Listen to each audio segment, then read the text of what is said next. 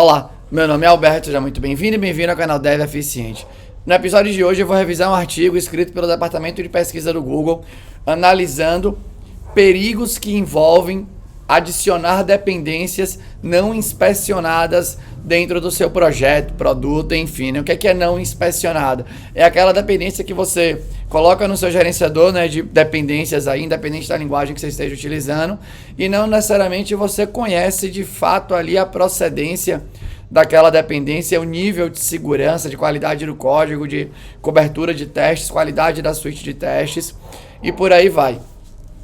Eu acho que é um artigo bem rico, com muita referência, muito bem escrito e que confesso que me colocou para pensar sobre algumas coisas que inclusive eu faço no meu dia a dia, né? Então, o artigo está aqui, Surviving Software Dependencies.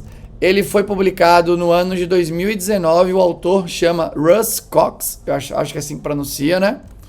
E eu achei ele navegando na biblioteca de artigos do Google, né, no research.google, se eu não me engano é esse o endereço, tentando olhar um artigo para revisar aqui para o canal. E eu achei esse muito legal, beleza? Eu fiz aqui o meu resumo, vou seguir o meu resumo a partir de agora, né? Vou tirar ele aqui, apesar que essa frase dele é bem legal, né? Software use is finally here, but comes with risks. Ou seja, reuso de software está finalmente disponível, mas vem com alguns riscos aí, tudo mais. Putz, eu acho muito verdade, beleza? Então, o que eu vou fazer? Eu escrevi aqui o resumo, tá aqui, né, numa aba aqui no meu navegador, num Trello que eu utilizo e tudo mais. Então você vai ver que na hora que eu estiver falando, a partir de agora, eu vou olhar um pouquinho para o lado para ir seguindo o resumo quando eu vou trazer artigo. E esse artigo científico, só para deixar claro, né, é um tipo de artigo que ele é muito mais fácil de ler. O cara não fez uma super análise com coisas de estatística e números e correlações e se a correlação foi forte, moderada, fraca e coisas do gênero. Simplesmente ele entra num tipo de artigo que eu considero que é como se fosse um post de blog, mas muito mais bem detalhado, com muito mais referências, com muito mais cuidado, tudo mais. Então é uma leitura que não foge muito das leituras que eventualmente nós fazemos em livros, posts de blog e tal, só que ele é um pouco mais denso, né? Com mais conteúdo, com muita referência, tudo mais, beleza? Então, se você perceber que de vez em quando eu tô olhando um pouquinho pro lado na câmera e tal, é que eu tô seguindo aqui o meu resumo para poder trazer as informações para você. E aí, no final do resumo, dessa minha leitura do resumo, eu trago a minha opinião sobre o artigo, beleza? Então vamos lá, né? Acho que o resumo da ópera aqui é o seguinte: o autor considera que a gente está vivendo o momento da reutilização de código. A gente adiciona dependência no projeto de maneira muito facilitada. Então, sei lá, a linguagem que eu tenho mais proficiência é a linguagem Java neste momento. Então, tem Maven, tem Gradle. Você vai lá, adiciona uma referência para uma dependência e de repente aquela dependência já está inserida no seu projeto, pronta para ser utilizada. A mesma coisa vale para quando você está trabalhando com JavaScript, você tem o NPM, Yarn ou sei lá o que, ou você tem no Python, né, o pip, sei lá, pipe, eu não sei o nome do gerenciador de pacotes. Você tem para o Scala, para o PHP, para o C Sharp, tem aquele Nugget para o C Sharp, por exemplo, enfim, né? Todo canto tem aí o seu gerenciador de pacote. Em poucos minutos, depende do quantas dependências o seu projeto tem, você já está com todas elas disponíveis para você poder ter acesso às APIs e invocar os métodos, passando seus parâmetros, por aí vai. Só que do mesmo jeito que a gente está, né, que ele considera esse momento do reuso aí de software, ele também traz um pouco da ameaça, né? Então ele fala assim, putz, a gente aumentou a quantidade de dependências que nós colocamos no nosso projeto e ao mesmo tempo diminuímos o processo de inspeção, de investigação, de critérios de qualidade das dependências que estão sendo inseridas no projeto. Então, ele faz um paralelo, indo um pouco para trás no tempo, que antigamente, quando você ia... Antigamente, né? Ele cita ali, sei lá, talvez início de 90, 80 ou algo do gênero. Talvez, acho que por aí. Início de 2000, talvez? Acho que não, porque início de 2000 foi quando eu comecei a entrar, em 2004, 2005. foi quando eu comecei ali, né, a trabalhar. Eu já lembro que a gente baixava dependência à torta e à direito, né? Tinha o struts e coisas do gênero ali disponíveis. Pensando em Java. Mas ele fala que mais para trás, quando você queria adicionar dependências no seu projeto, né? Pegar bibliotecas, pacotes, e ele coloca aqui tudo no mesmo bolo, né? Módulos, bibliotecas e pacotes, tudo no mesmo bolo. Ele cita que muitas vezes você pagava por esta utilização. Então você pagava para um provedor, para uma empresa, que tinha esse módulo disponível que facilitava a sua vida. Você comprava esse acesso, tinha acesso a essas dependências, e junto com esse acesso, você tinha manutenção garantida, né? Tinha um contrato ali de garantia, de manutenção, de disponibilidade da empresa para te ajudar quando você encontrasse eventuais bugs, e por aí vai. E hoje em dia você diminuiu as garantias e facilitou o acesso às dependências, o que ele considera uma mistura com potência, com algum tipo de risco aí, beleza? Então ele comenta sobre isso, e durante a escrita aqui do artigo dele, né, durante o trabalho dele, ele coloca ali vários critérios que você poderia observar, né, inspecionar para aumentar a chance de estar utilizando alguma coisa que realmente seja interessante, além do ponto de vista de função, né? Aquilo te traz algo que você precisa, mas que também te traz algo que você precisa com a qualidade no sentido de manutenibilidade necessária, a qualidade no sentido de segurança ali necessária, e por aí vai. Então, esse é o resumo da ameaça para ele, né? E ele cita, ele tem um exemplo que é legal no artigo, que ele fala que tem uma biblioteca disponível no NPM, que simplesmente é uma função de 10 linhas, que faz um parse de uma string, extraindo caracteres de expressões regulares. E que essa biblioteca é utilizada, sei lá, por milhares de outras dependências lá dentro do NPM e tal, né? Ele fala assim, putz, uma biblioteca de 10 linhas, será que não é melhor você colocar no seu projeto esse código, ao invés de ficar dependendo do que está sendo escrito aí por esse fulano, essa fulano, ou enfim, essa pessoa aí, né, e tal. Então, eu considero que é uma reflexão interessante. Então, eu depois coloquei aqui no meu resumo o que eu chamo de pontos que considero importantes no artigo, né, aqui, tentando resumir tudo para caber aqui no vídeo e ficar interessante, eu anotei algumas coisas. Então, a primeira que eu anotei aqui, né, é os fatores que ele fala que podem ser observados para quando você estiver baixando uma dependência ali. Então, ele fala assim, putz, você pode olhar sobre o design daquela dependência que você está baixando, né? Então, tem uma documentação bem escrita. Na documentação, ela fala, a documentação explica de maneira interessante o design daquela API. Então, ele fala sobre isso. Depois, ele fala sobre code quality aqui. Então, ele sugere que você abra o código da dependência e analise o código e fala assim, será que esse é um código que eu queria dar manutenção? Será que esse é um código que eu me sentiria confortável em debugar? Ou algo do gênero? Ele fala sobre a cobertura de código, né? Sobre os testes automatizados. Então, como que está o percentual de cobertura daquilo com a qualidade daquela suíte de testes que foi escrita para aquela biblioteca, né, para aquele módulo, enfim, framework, que aí você vai expandindo, trocando de nome e tal. Então, é mais um indicador que ele traz. Ele também sugere que você olhe para o ritmo de manutenção. Então, será que você está usando alguma coisa que não é mantida, que não é atualizada faz 5, 6 anos?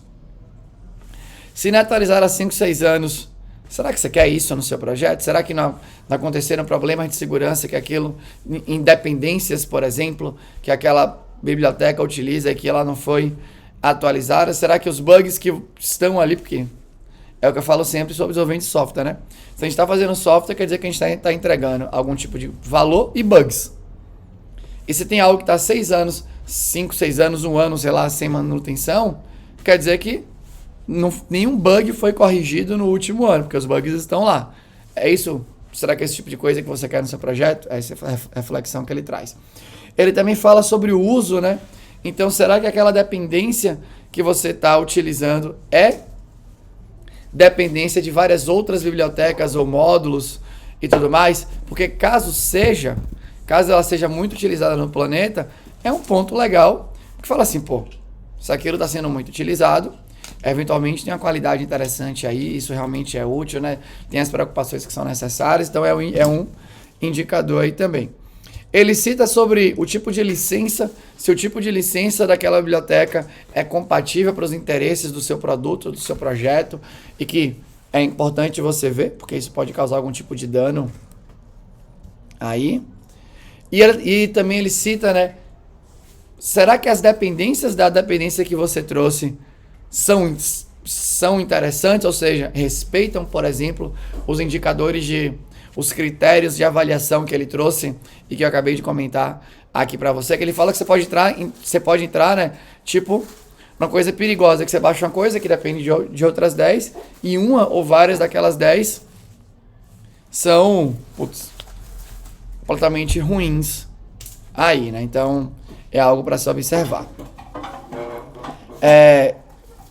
Só um segundo aqui. Betinho, tem certeza, filho, que o que você vai pegar aí não vai dar problema nem nada?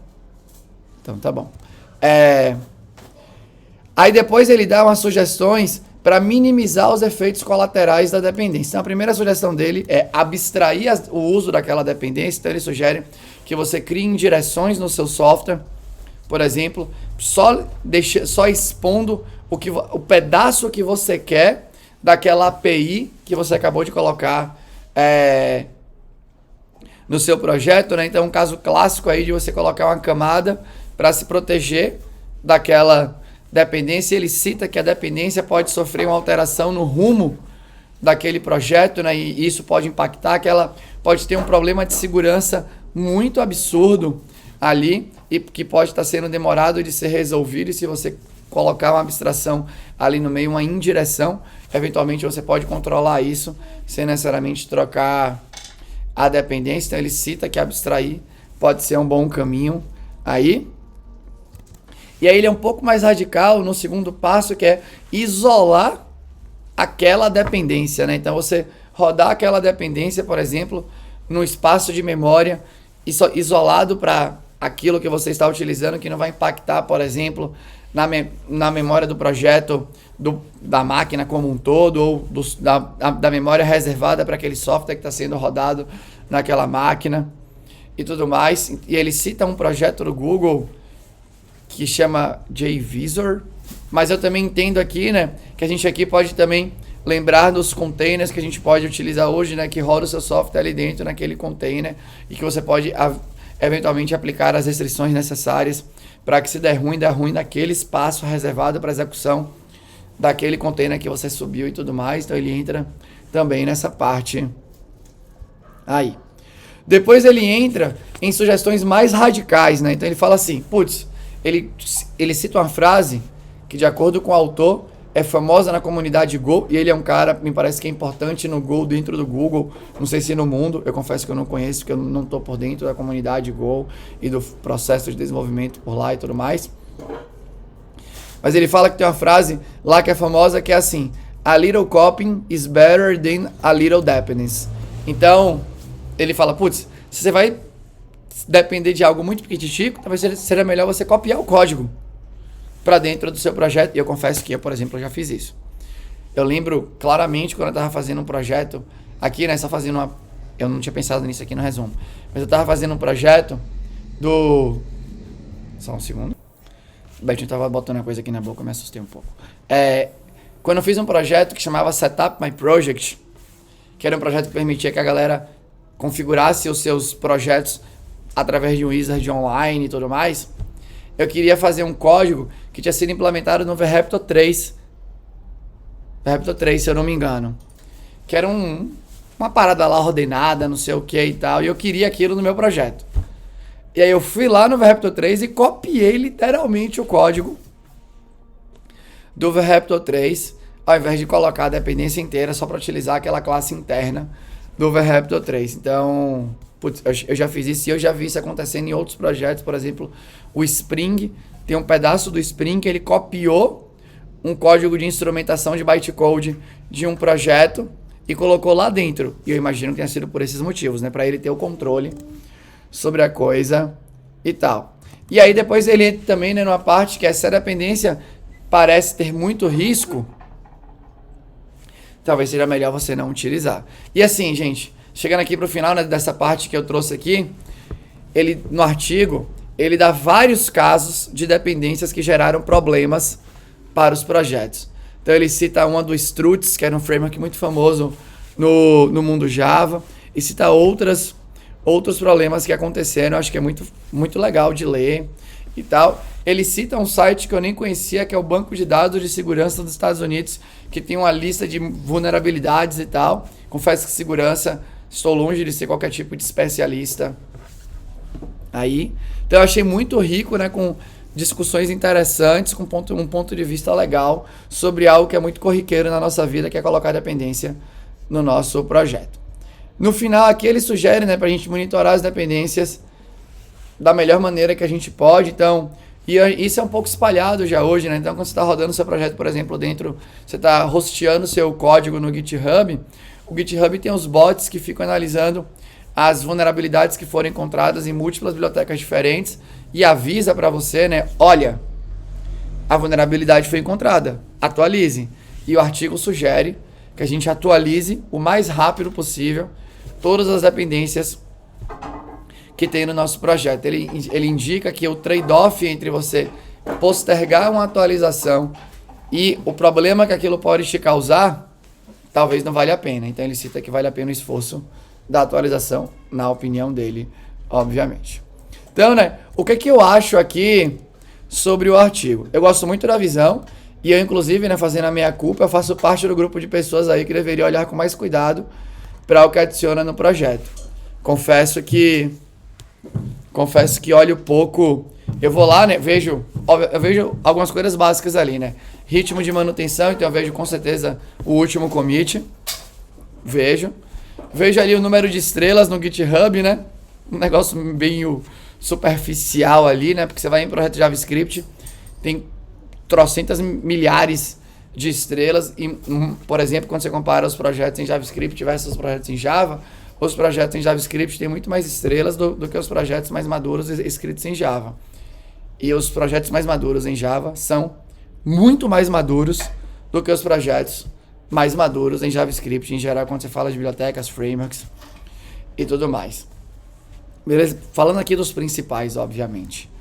Então, e aí, uma coisa que é legal, obviamente, é que qualquer mensuração e eventual avaliação em cima do que foi mensurado, né? Qualquer mensuração ali que você faça de maneira multidimensional pode te gerar uma avaliação pobre. Beleza? Então, eu vou mensurar aqui a qualidade desse projeto e eu mensuro só pelo número de estrelas, é uma dimensão só e aquele projeto pode ter feito um esforço de marketing absurdo para ganhar estrela. Então agora quando você olha estrela, e aí você olha número de outros projetos que utiliza aquele que você quer trazer. Você olha para a cobertura de testes automatizados, né, de testes em cima daquela base de código. A qualidade da documentação, então você já começou a mensurar N dimensões. E aí a sua avaliação sobre aquilo tende a ser mais rica. Então eu deveria fazer isso de maneira mais interessante.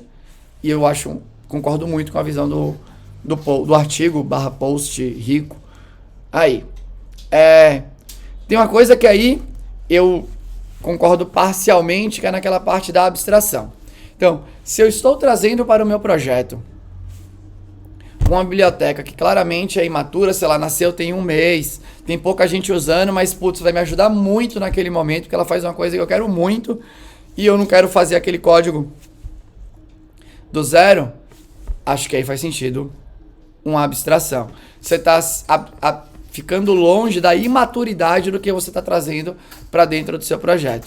Mas quando você traz para o seu projeto uma biblioteca, um framework que está há anos aí na batalha, que é utilizado mundialmente, que tem um ritmo de atualização muito interessante, uma equipe ou uma empresa por trás daquilo, aí eu confesso que acho um pouco de desperdício de energia essa abstração. Então, para o meu contexto, eu, por exemplo, utilizo muito o Spring como ecossistema de tecnologias para os projetos que eu programo utilizando a linguagem Java. E o Spring é um projeto muito testado, e a gente está falando aqui de testes tanto cobertura de testes interessantes, né?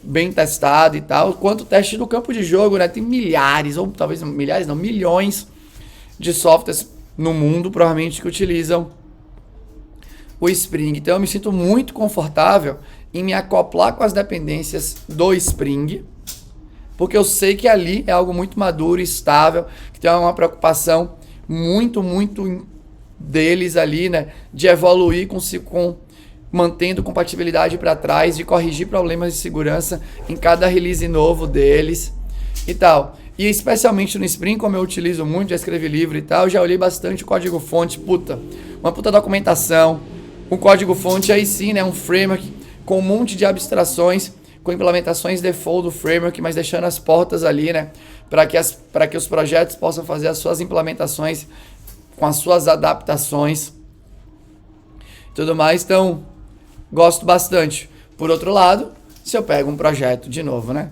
que eu peguei porque faz uma coisa que é muito útil para mim, mas que, eu sei que não vai ser mantido por muito tempo, ou que aquele projeto foi só um projeto, sei lá, né, de doutorado de alguém, algum projeto por esporte de alguém, eu uso com as devidas ressalvas aí, né, de vez em quando abstraindo, tudo mais. E tem outra coisa que me fez pensar sobre esse trabalho das equipes que são especializadas em segurança nas empresas, principalmente nas empresas que lidam com coisas que são muito sensíveis aí, né, que podem gerar um problema muito grande para as pessoas. Então, você olha para bancos, fintechs, ou qualquer empresa que lida com dinheiro, ou algo, sua saúde, ou algo do gênero, muitas vezes eles têm equipes de segurança muito robustas, que colocam várias barreiras de utilização do nosso dia a dia.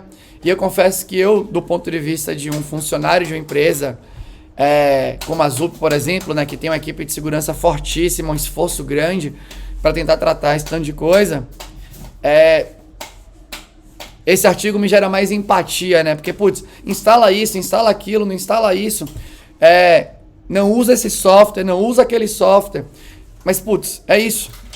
Se o software, por exemplo, apareceu nesse registro de vulnerabilidades do banco de dados de não sei o que lá, e você de repente larga alguma coisa sensível num software como esse, você deixa um texto revelando alguma coisa, ou que dá algum caminho para alguma outra coisa, um bot entra lá, vê isso, e Jesus sabe o que vai acontecer, né? Então, acho que me gera mais empatia por esses times que trabalham nessas grandes áreas de segurança, onde elas têm muitas vezes que de vez em quando atrasar um pouco, eu sinto pelo menos isso, né? Atrasa um pouco o nosso trabalho, mas por conta desse trade-off, né?